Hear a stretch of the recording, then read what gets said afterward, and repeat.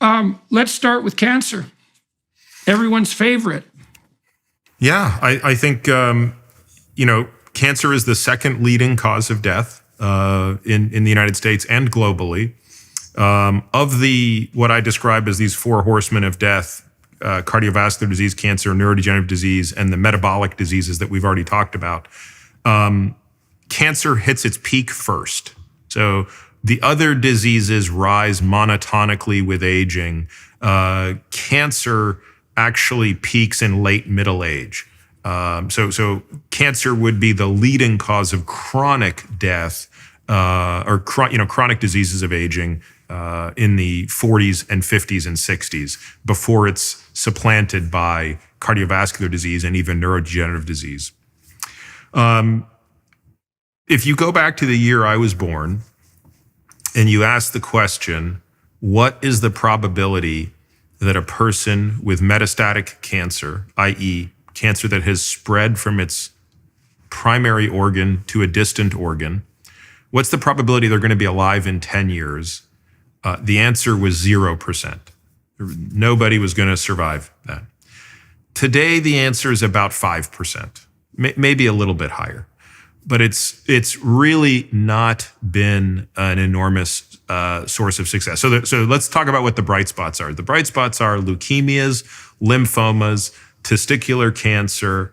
These are areas where there has been great progress, and your survival today is so much higher than it was 50 years ago. When you talk about the big killers, though, which are lung cancer, prostate cancer, breast cancer, colon cancer, pancreatic cancer, those are the top 5 causes of cancer death. Median survival, the length of time you survive, has increased by as much as a year, if not more, but overall survival has not. This is a very important thing to understand.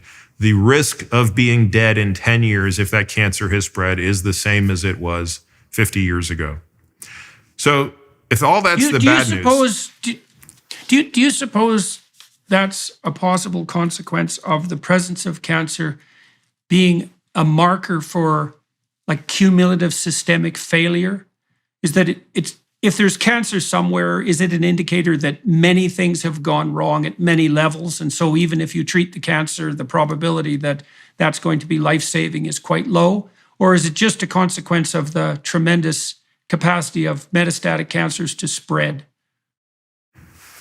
So there's a couple of things going on for cancer to take place. So the first critical step of a cancer is a genetic mutation has to happen.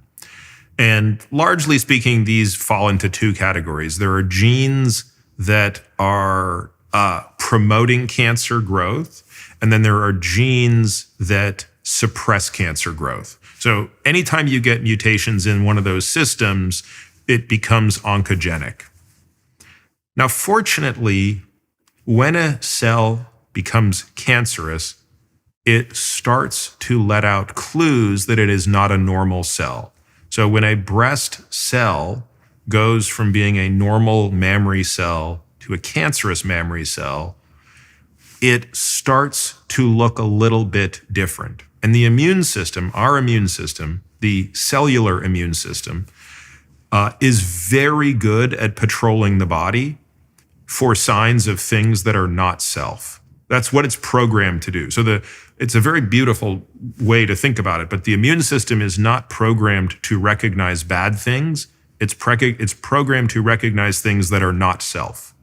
This is done through something called thymic selection when we're, basically very young.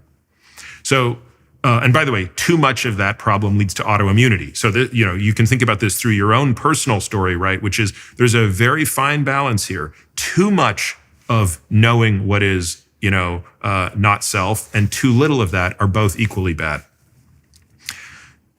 So there are always some cells that recognize this. In fact, Steve Rosenberg, who I did my postdoc with, recently published some really amazing data, which I find one of the most staggering statistics of all of cancer, and also one of the most hopeful, which is that 80% of epithelial tumors are the ones that kill people. That's the solid organ stuff, the breast, colon, prostate, etc.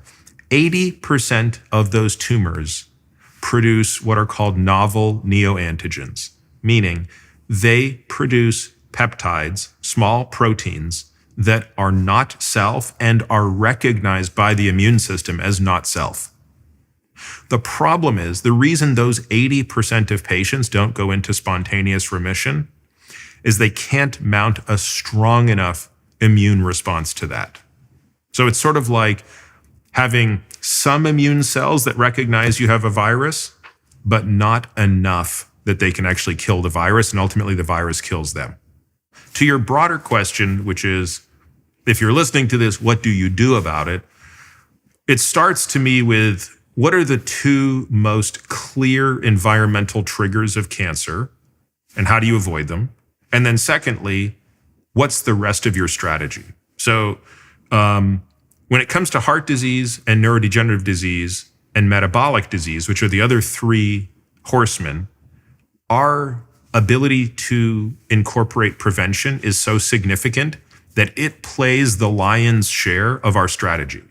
Because we have such an understanding of the risk factors for Alzheimer's disease, the risk factors for metabolic disease, and the risk factors for heart disease, your prevention strategy is not doing those 25 things or minimizing how much you're doing those things. With cancer, there's really just two big things: smoking and obesity/insulin resistance. Now, the literature would just say obesity, but I add insulin resistance because I think that the literature is too blunt a tool to tease out what's really going on. And what's really driving it, I think, is the inflammatory and metabolic, i.e. the high growth factors such as insulin, that are coming with most but not all cases of obesity. So what we really want to avoid is being metabolically unhealthy and smoking. President Trump recently issued this warning from his Mar-a-Lago home. He said, and I quote, "Our currency is crashing and will soon no longer be the world standard, which will be our greatest defeat, frankly, in 200 years. There are three reasons the central banks are dumping the US dollar: inflation, deficit spending, and our insurmountable national debt. The fact is, there is only one asset that has withstood famine, wars, and political and economic upheaval dating back to biblical times: gold. Birch Gold can help you own gold in a tax-sheltered retirement account. That's right, Birch Gold will help you convert an existing IRA or 401k, maybe from a previous employer, into an IRA in gold. When currencies fail, gold is a safe haven. How much more time does the US dollar have? Protect your savings with gold. Birch Gold has an A+ rating with the Better Business Bureau and thousands of happy customers. Text Jordan to 989898 and get your free info kit on gold. Again, text Jordan to 989898. So that insulin overproduction also, in your opinion, facilitates cancer origination or growth propagation. once the cancer has. I don't think I think it's a propagation issue, not an initiation issue. Yep. Right. And we know that because there are more than 20 cancers whose risk, for whom your risk goes up by about a 2x factor if you're obese. And I think the only thing that makes sense in that sense, in understanding that observation, is the inflammatory and pro-growth environment that is in that individual. So do we want to avoid that? Absolutely. But my point is, think of how many people who are non-smokers who are metabolically healthy who still get cancer. That's a very long list of people. So I wouldn't be able to hang my hat on this as, well, my anti-cancer strategy is not smoking and being metabolically healthy and hoping that that's enough. We have to have another tool in this toolkit. And that tool is a very controversial one, but nevertheless, I think it's important, and it's very aggressive screening. And the reason for this is another observation that I don't think gets enough attention, which is when you consider two different individuals with the same cancer, but at different stages, who are treated with the exact same treatment, their survivals are very different. So if you take a person with stage 4 colon cancer, which means the cancer has spread to, say, the liver, and you treat them with the same cocktail of drugs that you give a person at stage 3 cancer, where it's just spread from the colon to the lymph nodes, but no further, at least to the naked eye, the survival for the people for whom it's spread to the liver is 0% at 10 years, whereas the ones to the lymph nodes, it's going to be about 60 to 65% at the same period of time. A fundamental difference. They're getting the same treatment.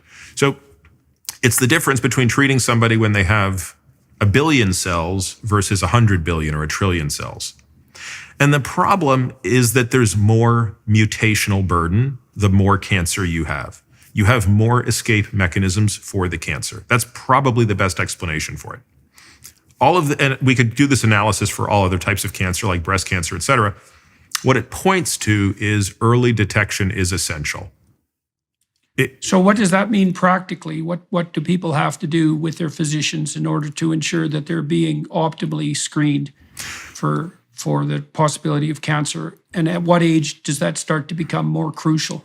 It's very difficult for me to provide a blanket statement because even when I'm talking about this with my patients, I have a long discussion with them about the challenges of doing this.